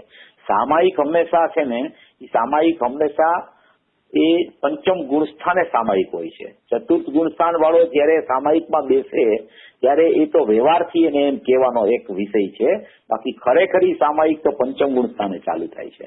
અહીંયા જે વિષય ચાલે છે એ જ્ઞેય જ્ઞાયકના સંકરદોષના પરિહારનો ચાલે છે કે જ્ઞેયથી જ્ઞાન કેવી રીતે વ્યાવૃત થાય અને એ જ્ઞાનમાં મધ્યસ્થતા એટલે કે જ્ઞાનમાં કોઈ પક્ષ ન હોય. દ્રવ્ય આવું છે એવો પણ પક્ષ ન હોય, પર્યાયમાં આવું છે એવો પણ પક્ષ ન હોય, દ્રવ્ય પર્યાય બેયનો પક્ષ છૂટી અને નિરપક્ષ જીવ થઈને અનુભવ કરી લઈએ એની ચર્ચા ચાલે છે અહીંયા. હા, આપણે હું નાયક છું, તમે કીધું એ બધું વિચારીને નાયક છું રટણ કરું, પણ પછી એમાંથી જયારે બહાર નીકળી જાઉં, રહી ન શકું, લુખું લાગવા માંડે તો શું કરું? હા, ત્યારે દ્રવ્ય ગુણ પર્યાયના વિચાર કરવા, જ્ઞાનીઓની ચર્ચા વિચારવી. જેમ કે પૂજ્ય ગુરુદેવ શ્રી, પૂજ્ય બેનશ્રી જે વિચાર આપણને રજૂ કરતા હોય, બેનશ્રીને આવો એક પ્રશ્ન પૂછવામાં આવ્યો હતો ત્યારે પૂજ્ય બેનશ્રીએ એવો જવાબ આપ્યો હતો. આ તમે કયો છો એવો જ પ્રશ્ન પૂછવામાં આવ્યો હતો ત્યારે પૂજ્ય બેનશ્રીએ એવો જવાબ આપેલો કે જો તારે જ્ઞાયકમાં તું ટકી ન શક, તને જ્ઞાયકમાં ટકવાનો ઉપયોગનો કાળ તારો થોડો રહીએ અને પછી તારી પ્રવૃત્તિ એવી ચાલુ થઈ જાય કે તું અશુભમાં પણ ચાલ્યો જા અને શુભમાં પણ ન રહી શકતો હો, તો તારે દ્રવ્ય ગુણ પર્યાયના વિચાર કરવા, જ્ઞાનીઓના જીવન ચરિત્રના વિચાર કરવા, એવી રીતે વિચાર કરતા કરતા, દ્રવ્ય ગુણના વિચાર કરતા કરતા પાછા જ્ઞાયકના વિચાર ચાલુ થઈ શકે છે. જ્ઞાયકના વિચાર સમજણપૂર્વક ચાલુ થાય એ બહુ અગત્યનો પાર્ટ છે. ખાલી જ્ઞાયક બોલવું એ એક જુદો વિષય છે અને જ્ઞાયકની સમજણ કરવી એ એક જુદો વિષય છે. એટલે જ્ઞાયક કહેવું, શબ્દમાં બોલવું એ ખોટું છે એમ નથી કહેતો હું, પણ ખાલી જ્ઞાયક જ્ઞાયક જ્ઞાયક જ્ઞાયક બોલવું એ જો સમજણપૂર્વક ન હોય તો એ જ્ઞાયક બોલો કે રાગ બોલો એમાં કાંઈ ફરક નથી. પણ જ્ઞાયકની સમજણપૂર્વક જયારે જ્ઞાયકનો શબ્દ આવે છે આપણા ભાવમાં ત્યારે ખરેખર જ્ઞાયક આપણને તરવરવા માંડે છે.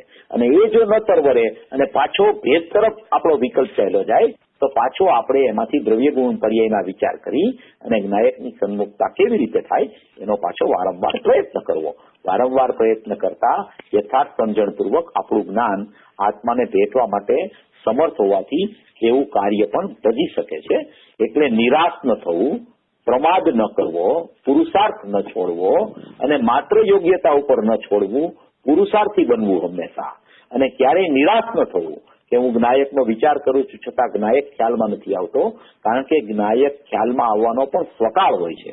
તમે વિચારપૂર્વક પુરુષાર્થ કરો એટલે જ્ઞાયકનો અનુભવ થઈ જ જાય એવો કોઈ નિયમ નથી, કારણ કે એની કાળલબ્ધિ જ્યાં સુધી ન પાકે ત્યાં સુધી અનુભવની પ્રક્રિયા ભજતી નથી. માટે વિચાર કરવામાં, આપણે પુરુષાર્થ કરવામાં ક્યાંય ઓછપ ન રાખવી અને નિરાશ કદી ન થવું, પુરુષાર્થી હંમેશા બનવું અને પ્રમાદી બિલકુલ ન થવું. એવી રીતે પ્રયત્ન કરવાથી જ્ઞાયકનું રટણ નિરંતર ચાલશે અને જ્ઞાયક ખ્યાલમાં પણ આવી જશે. એવી વાત છે. ચેતનભાઈ, હા, આપણે તમે સરસ વિસ્તારપૂર્વક સમજાવ્યું, પણ ઇન શોર્ટ આપણે પહેલા વાત થયેલી એવું ધ્રુવ સામાન્ય, ધ્રુવ વિશેષ, ઉપયોગ સામાન્ય, ઉપયોગ વિશેષ. તો ઉપયોગ સામાન્ય, હા, ઉપયોગ સામાન્યમાં ધ્રુવ સામાન્ય એ દ્રષ્ટિનો વિષય થશે, રાઈટ? કારણ કે ઓલી તો પર્યાય છે, મતિ જ્ઞાન શુદ્ધ. ના, ઉપયોગ એ બરાબર, પણ ઉપયોગ સામાન્યમાં ધ્રુવ સામાન્ય નહીં, ધ્રુવ સામાન્ય અને ધ્રુવ વિશેષ એવું અખંડ ધ્રુવ છે ને દ્રષ્ટિનો વિષય થાય. માત્ર ધ્રુવ સામાન્ય નહીં, ઉપયોગ સામાન્યમાં ધ્રુવ સામાન્ય અને ધ્રુવ વિશેષ એવું બેયનું અભેદ અખંડપણું જે દ્રષ્ટિનો વિષય છે તે ઉપયોગ સામાન્યમાં વિષય બનશે. અને એવો વિષય ઉપયોગ સામાન્યમાં ધ્રુવ આખું અખંડ બને ત્યારે એ ઉપયોગ સામાન્ય હતો એ કન્વર્ટ થઈને અતિન્દ્રિય જ્ઞાનમાં પરિણમિત થઈ જશે. બરાબર. એટલે વિશેષ ભેદ છે ને મતિ શ્રુત અવધિ મન પર્યાય કેવળ જો અનુભવ છે ને, અનુભવ જ્ઞાનમાં થાય છે અને જ્ઞાનમાં અનુભવ થાય છે ને ત્યારે એ જ્ઞાનનું નામ ભાવશ્રુત જ્ઞાન પડે છે. ભાવશ્રુત જ્ઞાનમાં કોઈ અનુભવ નથી કરી શકતું. એનું કારણ છે, કહેવાય એમ કે ભાવશ્રુત જ્ઞાનમાં અનુભવ થાય, ભાવશ્રુત જ્ઞાનમાં અનુભવ થાય. ભાવશ્રુત જ્ઞાન તો અત્યારે છે નહીં તો અનુભવ કેવી રીતે થાય ભાવશ્રુત જ્ઞાનમાં? તો કે ભાઈ જ્ઞાનમાં આત્માનો અનુભવ થાય, સામાન્ય જ્ઞાનમાં હું જ્ઞાયક છું એવું પરિણમન થાય ત્યારે એ પરિણમનને ભાવશ્રુત જ્ઞાન કહેવામાં આવે. એમ કહેવાનો આશય જ્ઞાનીઓનો હોય છે. ભાવશ્રુત જ્ઞાન આત્માનું અવલંબન લે એનો મતલબ એમ કે જ્ઞાન આત્માનું અવલંબન લે, એ આત્માનું અવલંબન લે અને અનુભૂતિ થઈ, વેદન આવ્યું તો એ વેદનનું નામ ભાવશ્રુત જ્ઞાન કહેવામાં આવે છે. એમ. હા, બરાબર. એટલે આ જે શ્રુત શબ્દ છે એ વેદન સહિતનું જ્ઞાનની વાત ચાલે છે. ભાવશ્રુત.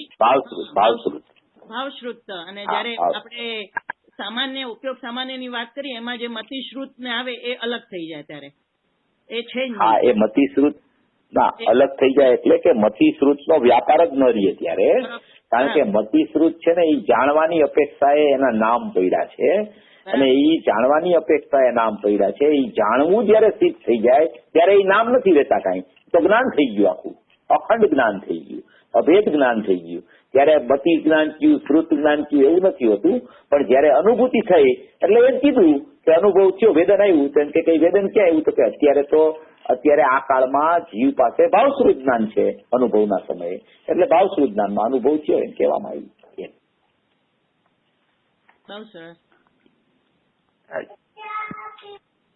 હેલો ચેતનભાઈ, તમે આનું જે સમજાવ્યું ને મતિ જ્ઞાન અને શ્રુત જ્ઞાન કે ઇન્દ્રિયથી જયારે જેમ કે સાકરનો ટેસ્ટ કર્યો તો એનાથી ખબર પડી કે સાકર ગળી છે, તો એ ઇન્દ્રિય જડ છે ને આંખમાં ને એને એનાથી કઈ રીતના એ સંબંધ બેસાડવાનો? કારણ કે જડથી આત્માને કઈ રીતના સમજ પડે? હેલો. અંકિતભાઈ મને લાગે ડ્રોપ થઈ ગયા છે. એક જ મિનિટ ફરી પૂછી જોઈએ, અમને અનુકૂળ તો લઈ આવું છું લાઈન પર. હા, એક જ મિનિટ ચાલુ રાખજો બધા પ્લીઝ.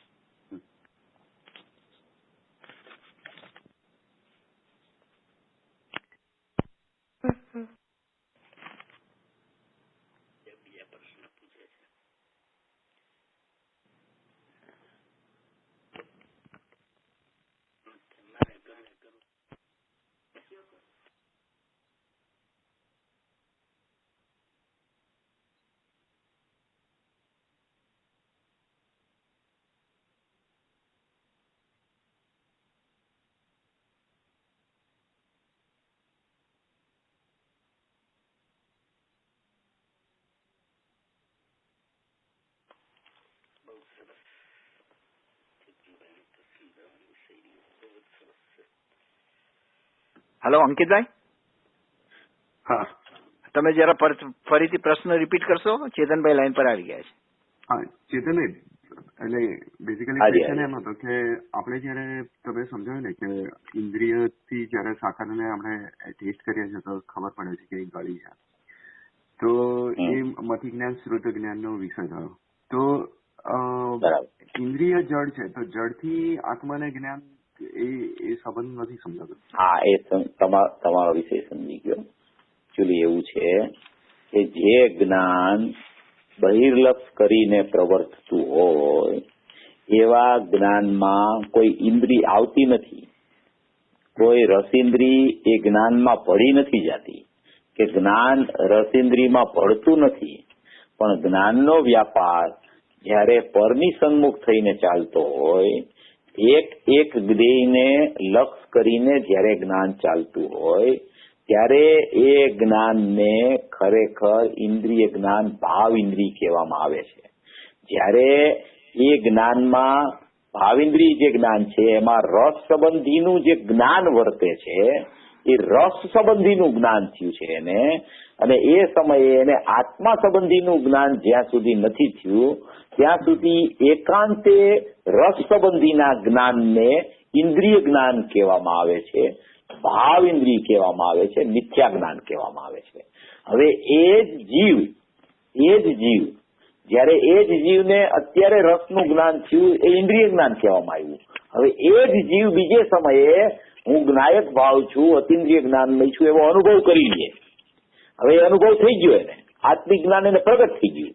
અને પછી એના પછીના સમયોમાં જયારે એ સાકરનું જ્ઞાન પાછું કરે, તો એવા જ્ઞાનમાં જયારે સાકરનું જ્ઞાન થાય તો એને અતિન્દ્રિય જ્ઞાન આત્મસન્મુખ વાળું વર્તતું હોવાને કારણે એવું જે સાકરનું જ્ઞાન છે એને ખરેખર એના જ્ઞાનનો વ્યવહાર લાગુ પડે, જ્ઞાનનો વ્યવહાર કહેવાય. ઓલું તો જ્ઞાનનું અજ્ઞાનત્વ કરી નાખ્યું હતું, આને જ્ઞાનનો વ્યવહાર કહેવામાં આવે. આમાં નહીં લાગુ પડે, ઓલા અજ્ઞાનમાં કોઈ નહીં ન હોય. એટલે જ્યાં સુધી અજ્ઞાન છે ત્યાં સુધી એકાંતે પરલક્ષ વાળું જ્ઞાન છે એને ખરેખર જ્ઞાન કહેવામાં આવતું નથી. અને એક જ્ઞાન એક જ્ઞેયની એક લક્ષ કરીને જ્યાં સુધી પરિણમે ત્યાં સુધી એ જ્ઞાન ઇન્દ્રિયોનો સ્પર્શ નથી કરતું. જ્ઞાન કદી, એ તો જળ છે અને આ ચેતન છે, એનો સ્પર્શ કદી કોઈને થતો જ નથી. એ તો હંમેશા અસ્પર્શી જ હોય છે. પણ એ સંબંધીનું જ્ઞાન અહીંયા વર્તે છે, તો એવા એકાંતે પરલક્ષી જ્ઞાનને ખરેખર ઇન્દ્રિય જ્ઞાનને ભાવ ઇન્દ્રિય અને એને ખરેખર એ અજ્ઞાન કહેવામાં આવે છે, એમ કહેવાનો આપણે. બરાબર, બહુ સરસ. અને જે બીજો પાર્ટ છે કે જયારે સમ્યક દર્શનની વાત કરી, તો એટલે આજના પ્રવચનમાં નહીં પણ બીજા પ્રવચનમાં ક્વેશ્ચન થયો હતો કે હવે જયારે પર્યાય ઉત્પન્ન થઈ તો એ પર્યાય એ જ્ઞાનની જે પર્યાય ઉત્પન્ન થઈ પોતાને આત્મા સ્વીકારીને જ ઉત્પન્ન થશે, પોતાને આત્મા જ માનીને ઉત્પન્ન થશે ત્યારે એને સમ્યક દર્શન કહેવામાં આવે છે. પણ એ પર્યાય હોવા છતાં પર્યાય પોતાને પર્યાય નથી કહેતી, તો અને આત્મા કહે છે, તો એમાં સમ્યક દર્શન કઈ રીતના લાગુ પડે? કારણ કે એ પોતે છે પર્યાય છે ને, પર્યાય છે એ પર્યાય પોતાનું પર્યાયત્વ છોડી દે છે. પર્યાયનો સ્વભાવ છૂટતો નથી. પર્યાયમાં પર્યાયપણું હતું એ પર્યાયપણું છૂટી જાય છે. જેમ કે તમારું જ્ઞાન અત્યારે એવી રીતે વર્તતું હોય કે હું મનુષ્ય છું, બરાબર છે. હવે તો અત્યારે તમે મનુષ્ય છો એવું તમારું જ્ઞાન વર્તતું હોય, પછી તમને સમ્ય જ્ઞાન થાય, તો એ સમ્ય જ્ઞાન થઈ જાય તો તમને મનુષ્ય છો એવું જ્ઞાન વર્તતું હતું, એ જ્ઞાન કઈ ચાલ્યું જાય કે રહી જાય? પછી એ જ્ઞાન તો હોય, તમને અત્યારે તમારી પર્યાયમાં મનુષ્યપણું છે એ તો ચાલુ રહીએ. સમ્ય જ્ઞાન થાય તો મનુષ્યપણું ચાલ્યું ન જાય, એ તો રહીએ. તો એમ અહીંયા પર્યાય હું જ્ઞાયક છું એમ પરિણમન કરે ત્યારે પર્યાય હું પર્યાય છું, મારું પર્યાયપણું ચાલુ છે, મારી પર્યાયની દ્રષ્ટિ છે એવું પર્યાયપણું છૂટી જાય છે. પર્યાયનો સ્વભાવ ઉત્પાદિય છે એ પર્યાય પોતે સમર્પણતા પૂરી પોતાના જ્ઞાયકની સમર્પણતા કરી દે છે. પોતાનું અસ્તિત્વ સમર્પણ કરી દે છે જ્ઞાયકને કે હું જ્ઞાયક જ છું. પણ હું જ્ઞાયક જ છું એવો જયારે એને વિશ્વાસ આવે છે ત્યારે એ વિશ્વાસ ચાલતા ચાલતા અસંખ્ય સમય જાય છે. તો અસંખ્ય સમયમાં પણ ઉત્પાદન ચાલુ હોય છે, તો પર્યાયનું પરિણમન ચાલુ રહે છે, પણ પર્યાયનો ભાવ ફરી જાય છે. હું પર્યાય છું એમ માનતી હતી જે પર્યાય, ત્યારે એ પર્યાય હવે એમ માનવા માંડે છે કે હું તો શુદ્ધ આત્મા છું, હું દ્રવ્ય છું, અખંડ છું, એક છું. એટલે પર્યાય ખોટું નથી બોલતી. હું પર્યાય છું એમ માનવાનું બંધ કરી દીધું અને પર્યાય હું દ્રવ્ય માને છે એટલે પર્યાય ખોટું બોલે છે એવું નથી. પણ પર્યાય છે એ કોની છે? તો કે દ્રવ્યની છે. તો એ જ્યાં સુધી દ્રવ્યને ન સ્વીકારે ત્યાં સુધી એનું નામ પણ પર્યાય પડતું નથી. જ્યાં સુધી દ્રવ્યને ન સ્વીકારે ત્યાં સુધી ખરેખર એનું નામ પણ પર્યાય નથી. કારણ કે પર્યાય દ્રવ્યની જ હોય છે અને એ દ્રવ્યની પર્યાય છે. એમ પર્યાય જ્યાં સુધી સ્વીકારે નહીં કે હું દ્રવ્ય છું અને હું એની પર્યાય છું ત્યાં સુધી એનું નામ પણ પર્યાય નથી પડતું. એટલે પર્યાય સમર્પણતા કરે છે કે હું આ છું, ત્યારે એનું નામ વાસ્તવિક પર્યાય છે. પર્યાયપણું છૂટી જાય છે, પર્યાયનો સ્વભાવ ઉત્પાદિત રહી જાય છે, પર્યાયનું પરિણમન ચાલુ રહે છે. પણ પર્યાય પોતાનું પર્યાયપણું છોડી દઈ અને પર્યાયના ઉત્પાદિત સ્વભાવમાં પરિણમતી હોય છે અને ધ્રુવનું લક્ષ હોય છે. એમ બહુ સરસ. એટલે મુખ્ય ગૌણ ની અપેક્ષાથી આ મુખ્ય ગૌણ કરવું. અત્યારે મુખ્યતા દ્રવ્યની ચાલે છે, પર્યાયની ગૌણતા ચાલે છે. પર્યાયની પ્રમાણના વિષયમાં ગૌણતા હોય છે, દ્રષ્ટિના વિષયમાં પર્યાયનો સર્વથા અભાવ હોય છે. આ જ્ઞાન ઉપયોગ અને દર્શન ઉપયોગ જરા સમજાવજો ને બે વચ્ચે. દર્શન ઉપયોગ છે એ છદબસ્તને હંમેશા દર્શનપૂર્વક જ્ઞાનનો વ્યાપાર ચાલતો હોય છે. એટલે પેલા દર્શન ઉપયોગમાં એને નિરાકાર દર્શન ઉપયોગ કહેવામાં આવે છે. દર્શન ઉપયોગ જે છે ને એ માત્ર અવલોકન કરતો હોય છે, એમાં કોઈ વેદનની પ્રક્રિયા હજી નથી આવતી. એમાં દર્શન ઉપયોગમાં અવલોકન થાય કે આ પ્રતિમા છે, એ પ્રતિમા છે એવું અવલોકન થયું, પછી જ્ઞાન ઉપયોગ ચાલુ થાય. એ જ્ઞાનમાં પ્રતિમા કોની છે, પ્રતિમા શું છે, મહાવીર ભગવાનની છે, ઋષભદેવ ભગવાનની છે, એ જ્ઞાનમાં ભેદ પાડીને વિષય નક્કી કરે. દર્શન ઉપયોગ તો ખાલી આ પ્રતિમા એટલું જ નક્કી કરે, જગત તો એટલું નક્કી કરે. એને અવલોકન કહેવાય દર્શન ઉપયોગને. દર્શન ઉપયોગની કોઈ ચર્ચા શાસ્ત્રોમાં પણ એટલી આવતી નથી, પણ એટલું છે કે દર્શન ઉપયોગનું કાર્ય અવલોકનનું છે અને છદબસને એક સમયમાં બે ઉપયોગ એક સાથે કાર્યરત નથી હોતા. જ્યારે દર્શન ઉપયોગનું કાર્ય ચાલે ત્યારે જ્ઞાન ઉપયોગ લબ્ધ હોય છે અને જ્ઞાન ઉપયોગનું કાર્ય ઉપયોગરૂપ ચાલે ત્યારે દર્શન ઉપયોગ લબ્ધ થાય છે. એટલે દર્શન પૂર્વક જ્ઞાનથી જ આખી ચર્ચા શાસ્ત્રોમાં આવી છે. એટલે જ્ઞાન ઉપયોગની મુખ્યતા કરવી. દર્શન ઉપયોગ તો નિર્વિકલ્પ છે, નિરાકાર છે, અને જ્ઞાન ઉપયોગ સાકાર છે અને સવિકલ્પ છે. સવિકલ્પ એટલે ભેદાભેદનું જાણવું એમાં થાય છે. નિર્વિકલ્પ એટલે કે માત્ર એમાં અવલોકન હોય છે, નિરાકારતા હોય છે. એમ દર્શન ને જ્ઞાનનું ઉપયોગનું સ્વરૂપ છે. ચેતનભાઈ, જે જ્ઞાનની ક્રિયા જે નિરંતર પ્રવૃત્તિ હોય છે અને જે મનના સંગે જે વિચારો જે થાય છે એ જે વિચારો સૂક્ષ્મ થતા મધ્યસ્થ ભાવ આવતા જ એ જ્ઞાનની ક્રિયા શુદ્ધ જ્ઞાનમાં પકડાય છે અને ત્યારે જ આપણે એને અહમ દ્રષ્ટિનો વિષય થાય છે. હા, એમ જ થાય. એ આખી પ્રોસેસ એમ જ ચાલુ થાય છે. શ્રુત જ્ઞાનમાં જ્ઞાનની ક્રિયા ખ્યાલમાં આવવા માંડે છે એટલે શ્રુત જ્ઞાનના ભેદ ખ્યાલમાં નથી આવતા, પણ જ્ઞાનની ક્રિયા એને પકડાઈ જાય છે. અને એ જ્ઞાનની ક્રિયા પકડાતા જ એને જ્ઞાનની ક્રિયા ક્યાંથી ઉદ્ભવિત થઈ છે, જ્ઞાનની ખાણ ક્યાં છે, જ્ઞાનનો પ્રવાહ ક્યાંથી આવે છે, જ્ઞાનનું પરિણમન ક્યાંથી ચાલુ થયું છે, એવો અપરિણામી સ્વભાવ એના ખ્યાલમાં આવી જાય છે. એ પ્રોસેસ એમ જ ચાલુ થાય છે, એમ જ ખ્યાલ આવે છે મધ્યસ્થતાપૂર્વક. મનના સંગે જ બધું આ થાય છે એનું સૂક્ષ્મતા મનના સંગે થાય છે. પણ જયારે અનુભવનો કાળ આવે છે, અનુભવ થાય છે, ત્યારે મનનો વ્યાપાર લબ્ધ થઈ જાય છે. ઉપયોગાત્મક મન નથી હોતું, ઉપયોગાત્મક જ્ઞાયક થઈ જાય છે. મનનો સંગ છૂટી જાય છે. મનનો સંગ રીએ ત્યાં સુધી અનુભવ નથી થતો. મનનો સંગ છૂટે અને જ્ઞાયકનો સંગ થાય ત્યારે અનુભવ થાય છે. અને ત્યારે મનનો વ્યાપાર લબ્ધ થઈ જાય છે. પાછો અનુભવ છૂટે અને વિકલ્પાત્મક દશામાં જીવ આવે તો પાછો મનના સંગે એનો વ્યાપાર ચાલુ થઈ જાય છે. એમ. સરસ. ચેતનભાઈ, એક સવાલ છે. આપે કહ્યું કે ઉપયોગમાં દર્શન અને જ્ઞાન એમ એક પછી એક થાય છે છદ્મસ્ત ને, પણ આના હિસાબે ઉપયોગની વ્યાખ્યા જ એ છે ને કે જ્ઞાન ને દર્શન સાથે હોય એને ઉપયોગ કહેવાય. એકદમ બરાબર છે.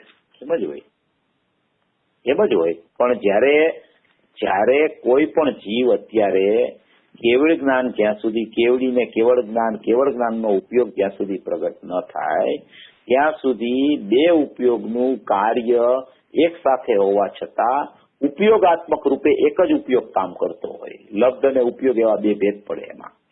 જ્યાં સુધી ઉપયોગાત્મકપણે એક ઉપયોગનું કાર્ય ચાલતું હોય, દર્શન ઉપયોગમાં અવલોકન ચાલે.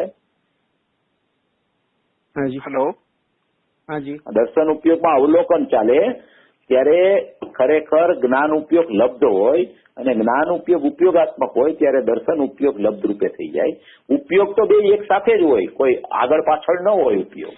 પણ એમાં જ્યારે ઉપયોગાત્મક રૂપે તમે લ્યો અને જ્ઞાનમાં જ્યારે ઉપયોગાત્મક રૂપે પકડાવવાનું કાર્ય થાય ત્યારે એ એક સમયે એક જ ઉપયોગ કામ કરતો હોય. છદ્મસને અલ્પ જ્ઞાનીને કોઈ દિવસ બે ઉપયોગ એક સાથે કાર્યરત ન હોય, કેવડીને જ એક સાથે બે ઉપયોગ કાર્યરત હોય. શાસ્ત્રોમાં પણ આનું વર્ણન છે. પૂજ્ય ગુરુદેવ શ્રીના પ્રવચનોમાં વારંવાર આ વાત આવે છે. વધારે તમારે એનો વિષય જાણવો હોય તો નિયમસારની ઘણી ગાથાઓમાં આ વિષય છે. હવે પછીના સ્વાધ્યાયમાં હું એની ગાથાના તમને નંબર ને બધું આપીશ. તમે જરા વધારે સ્વાધ્યાય એનો વિશેષ કરશો તો તમને એમાં વધારે સ્પષ્ટીકરણ વધારે ખ્યાલમાં આવશે. બહુ સરસ. થેન્ક યુ ચેતનભાઈ, તમારો ઘણો સમય લઈ લીધો. આપણે ફરી મળશું. હવે બાકીના પ્રશ્નો ત્યારે લઈશું આપણે. Thank you. હવે બે રવિવાર આપણે ફરીથી 24મી મળશું આપણે. બરાબર છે. હા, બસ.